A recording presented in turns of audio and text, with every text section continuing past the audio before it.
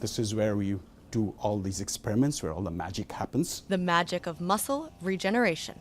Scientists in this lab are working on a chemical that could help regrow muscles in patients from injured athletes to the elderly.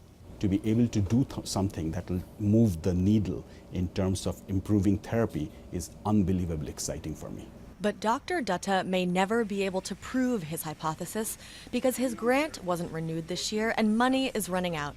He had to let his research assistant go and is now considering putting the entire project on hold. So this is making the management of science a nightmare for the United States. And it's making the life of scientists extremely unpredictable. We don't know how much money we should expect to have to carry on all these experiments that we are carrying on around us.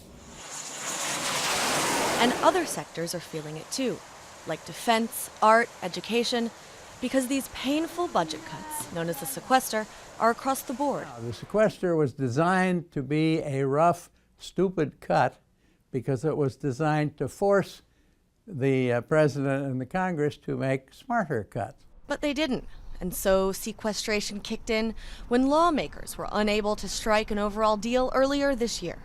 Medical research lost 5% of its total budget. They're taking the same cut that military and others are.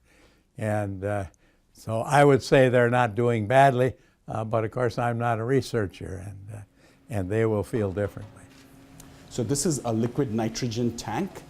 In fact, this specific thing itself was bought on grant money. But for Dutta, these cuts aren't just about funding for equipment and research, but about America's reputation as a historic leader in science, which was what attracted him 30 years ago. So what I'm worrying about is this is one of those losses whose effects won't be felt now, but will be felt in the next 10 years. But the mid-October deadline for next year's budget is fast approaching, as is Washington's decision on whether to continue sequestration or not.